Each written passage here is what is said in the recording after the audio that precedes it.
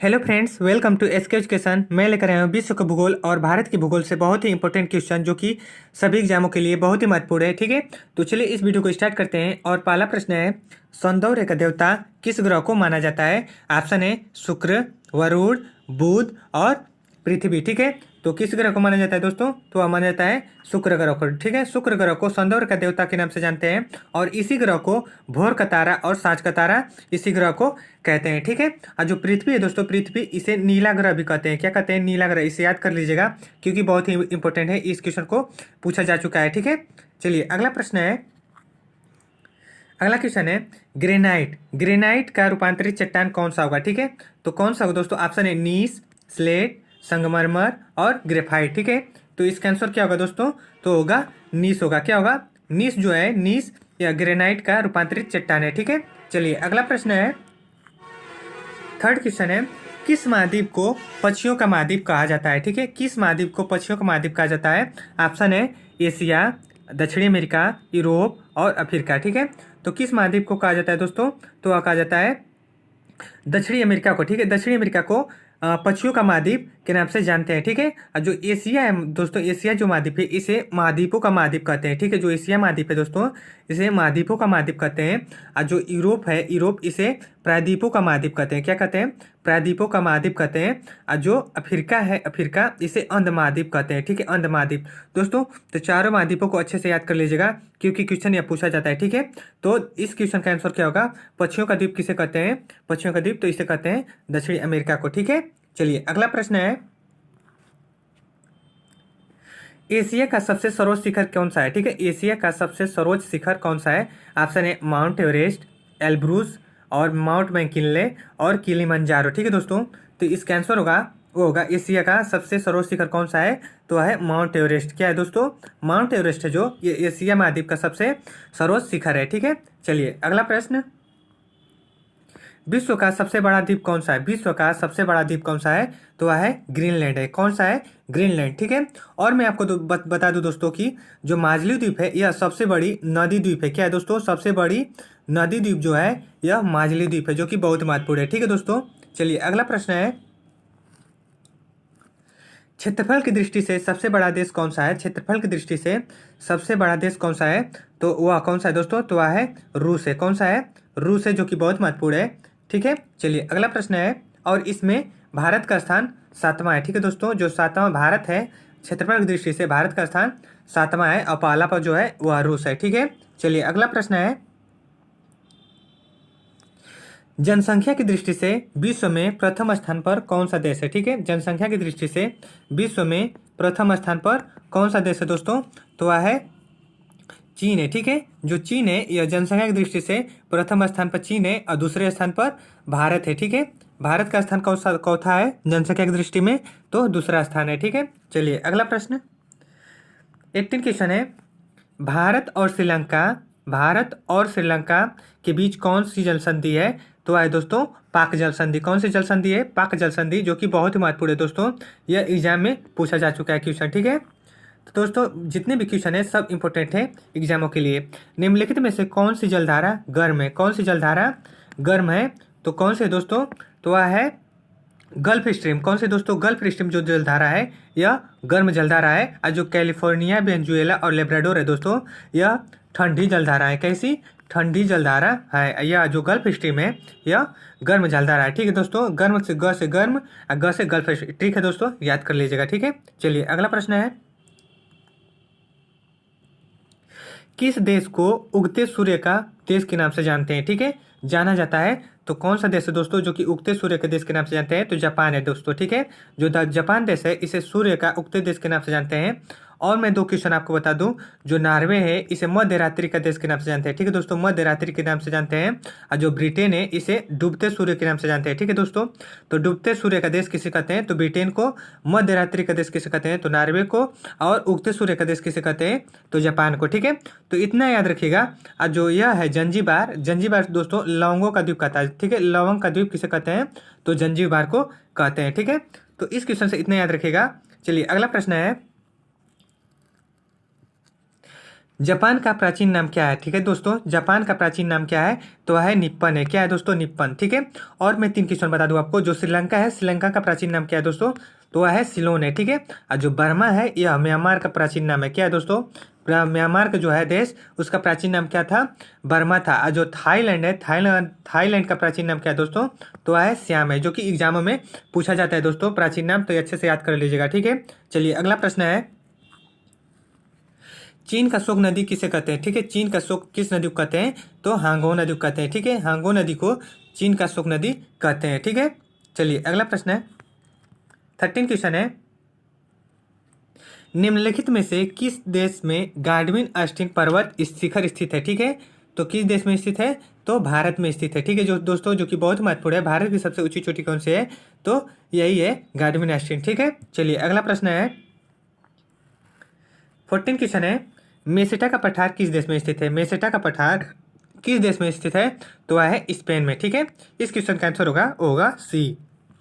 अगला प्रश्न, कोटोपैक्सी ज्वालामुखी किस देश में स्थित है? ठीक है। कोटोपैक्सी जो है दोस्तों, यह कहाँ स्थित है? तो ऑप्शन है इक्वाडोर, इटली, भूमध्य सागर और जापान। ठीक है। तो इसका आंसर होगा इक्वाडोर। ठीक है। इक्वाडोर में कोटोपैक्सी ज्वालामुखी स्थित है। ठीक है। चलिए अगला प्रश्न, भूमध्य सागर का प्रकाश स्तंभ किस ज्वालामुखी को कहते हैं? जो कि बहुत ही महत्वपूर्ण है दोस्तों। भूमध्य सागर का प्रकाश स्तंभ किस ज्वालामुखी को कहते हैं? तो स्ट्रैम्बोली जो ज्वालामुखी है दोस्तों, इसी को भूमध्य सागर का प्रकाश स्तंभ कहते हैं। ठीक है। चलिए अगला प्रश्न, तकला मकान मरुस्थल किस देश में स्थित है? तकला मकान मरुस्थल जो है यह किस देश में स्थित है? ऑप्शन है मंगोलिया, अर्जेंटीना, चीन और ईरान। ठीक है। तो इसका आंसर क्या होगा दोस्तों? तकला मकान जो है वह चीन में स्थित है। कहाँ है दोस्तों? चीन में स्थित है। ठीक है। चलिए अगला प्रश्न है हम लोग का है, नेक्स्ट क्वेश्चन है 18 क्वेश्चन है, विश्व की सबसे बड़ी झील कैस्पियन सागर किस देश में स्थित है? विश्व की सबसे बड़ी झील कैस्पियन सागर किस देश में स्थित है? तो कौन सा देश है दोस्तों? तो वह है रूस। ठीक है दोस्तों, जो कैस्पियन सागर झील है सबसे बड़ी, यह रूस में स्थित है। ठीक है। जो कि बहुत महत्वपूर्ण है। ठीक है दोस्तों। चलिए अगला क्वेश्चन है, नेक्स्ट क्वेश्चन है दोस्तों 19, विश्व की मानव निर्मित झील करीबा किस देश में संबंधित है? ठीक है दोस्तों, विश्व की मानव निर्मित झील करीबा किस देश से संबंधित है? तो है दोस्तों जिम्बाब्वे। जिम्बाब्वे जो देश है, इसी देश से करीबा जो झील है दोस्तों, इसी देश से संबंधित है। ठीक है। चलिए अगला प्रश्न है हम लोग का है, आसवन बांध किस नदी पर स्थित है? आसवन बांध है दोस्तों, यह किस नदी पर स्थित है? तो जाम्बेजी नदी पर स्थित है। ठीक है। किस पे? जाम्बेजी नदी पर स्थित है आसवन बांध। ठीक है। चलिए अगला प्रश्न है, लंदन द्वीप लंदन किस नदी के किनारे स्थित है? लंदन जो है दोस्तों, यह किस नदी के किनारे स्थित है? तो टेम्स नदी के किनारे स्थित है। ठीक है। टेम्स नदी के किनारे कौन सा स्थित है? तो लंदन। ठीक है। चलिए अगला प्रश्न, स्वेज अवस्थित है। स्वेज जो है दोस्तों, वह भूमध्य सागर और लाल सागर के बीच स्थित है। ठीक है। चलिए अगला प्रश्न, पटाना घास किस देश से संबंधित है? पटाना जो घास है यह किस देश से संबंधित है? ऑप्शन है ऑस्ट्रेलिया, ब्राजील, अर्जेंटीना और श्रीलंका। तो इसका आंसर होगा पटाना जो दोस्तों है, पटाना घास वह श्रीलंका से संबंधित है। ठीक है। चलिए अगला प्रश्न, भारत की खोज किसने की थी? भारत की खोज किसने की थी? तो वास्को डिगामा ने की थी। किसने? वास्को डिगामा में। ठीक। अगला प्रश्न, अब दोस्तों भारत की भूगोल से क्वेश्चन आएंगे जो कि बहुत महत्वपूर्ण है। वो जितने भी क्वेश्चन थे ऊपर, सब विश्व के भूगोल से क्वेश्चन थे। अब भारत के भूगोल से क्वेश्चन है। ठीक है। तो चलिए दोस्तों 26 क्वेश्चन है, निम्नलिखित में से कौन सा देश भारत का पड़ोसी देश नहीं है? तो कौन सा देश नहीं है? ऑप्शन है नेपाल, भूटान, अफगानिस्तान, ईरान। तो इसका आंसर होगा दोस्तों, वो होगा ईरान जो है यह भारत का पड़ोसी देश नहीं है। अगला प्रश्न, गार्डविन अस्टीन पर्वत शिखर समुद्र तल से कितनी ऊंचाई है? कितनी ऊंचाई दोस्तों? ऑप्शन है 8611, 8126, 8598 और 8885। ठीक है दोस्तों। तो कौन सा इसका आंसर? तो होगा 8611 मीटर। ठीक है। 8611 मीटर गार्डविन अस्टीन की जो पर्वत शिखर से समुद्र तल की ऊंचाई है वह है 8611 मीटर। ठीक है। चलिए अगला प्रश्न है, हिमालय पर्वत की सबसे ऊंची चोटी का नाम क्या है? तो कौन सा है दोस्तों? हिमालय पर्वत का सबसे ऊंची चोटी का नाम क्या है? तो है कंचनजंगा। क्या है दोस्तों?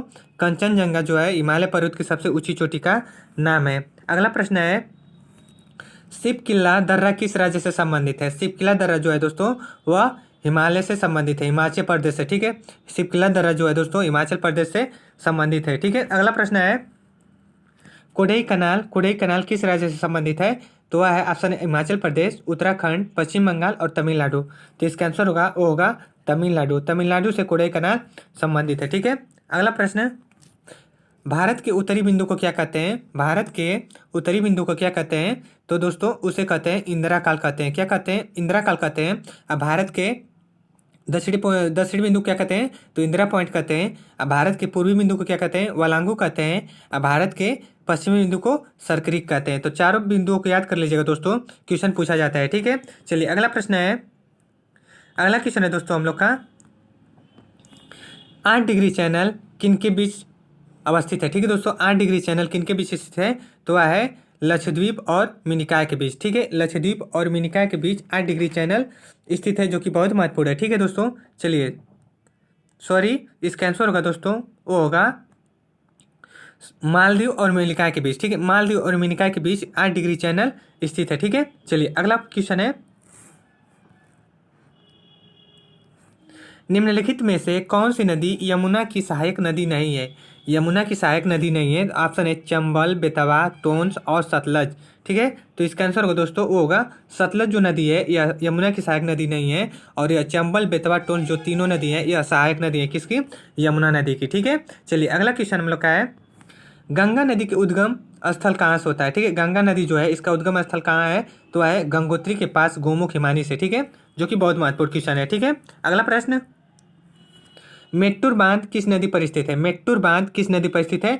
तो कावेरी नदी पर स्थित है, कावेरी नदी पर। ठीक है, अगला प्रश्न है हम लोग का, निम्नलिखित में से कौन सा नगर राप्ती नदी के किनारे स्थित है? राप्ती नदी जो कि बहुत महत्वपूर्ण है। ठीक है, तो यह दोस्तों इसका आंसर होगा वो होगा गोरखपुर। ठीक है, गोरखपुर जो कि बहुत महत्वपूर्ण है यूपी पुलिस एग्जाम के लिए। अगला प्रश्न है, कृष्णा नदी जल विवाद किन किन राज्यों के बीच है? कृष्णा नदी जल विवाद किन किन राज्यों के बीच है? तो वह है आंध्र प्रदेश और कर्नाटक के बीच। ठीक है, आंध्र प्रदेश और कर्नाटक के बीच कृष्णा नदी जल विवाद है। अगला प्रश्न, भाखड़ा नागल परियोजना किस नदी पर स्थित है? भाखड़ा नागल परियोजना किस नदी पर स्थित है? तो वह है सतलज नदी पर। ठीक है दोस्तों, सतलज नदी पर भाखड़ा नागल परियोजना स्थित है। अगला प्रश्न है, लोककटक झील किस राज्य से संबंधित है? तो वह है मणिपुर। ठीक है, लोककटक जो झील है दोस्तों यह मणिपुर में स्थित है। ठीक है, अगला क्वेश्चन है, जोग या गरसोसपा जलप्रपात भारत के किस राज्य से संबंधित है? तो वह है कर्नाटक से। ठीक है, और यह किस नदी पर स्थित है? तो शरावती नदी पर। ठीक है दोस्तों, शरावती नदी पर यह जलप्रपात स्थित है। ठीक है, अगला प्रश्न है, घोड़े की नाल या अंगूठी के समान आकृति वाले द्वीप कौन से हैं? तो ऑप्शन है मालदीव, प्रवाल द्वीप और बैरन द्वीप, इनमें से कोई नहीं। ठीक है, तो इसका आंसर होगा प्रवाल द्वीप। जो प्रवाल द्वीप है दोस्तों यह घोड़े की नाल की अंगूठी के समान आकृति वाला द्वीप है। ठीक है, बहुत ही इंपॉर्टेंट क्वेश्चन है दोस्तों। लक्षद्वीप के मिनिकॉय द्वीप में बोली जाने वाली भाषा कौन सी है? लक्षद्वीप के मिनिकॉय द्वीप में बोली जाने वाली भाषा कौन सी है? तो वह है दोस्तों महाल है। ठीक है, कौन सी है? महाल, जो कि यूपी पुलिस में पूछा गया क्वेश्चन है। ठीक है, चलिए अगला प्रश्न है, भारत में सर्वाधिक वर्षा किस मानसून से होता है? भारत में सर्वाधिक वर्षा किस मानसून से होता है?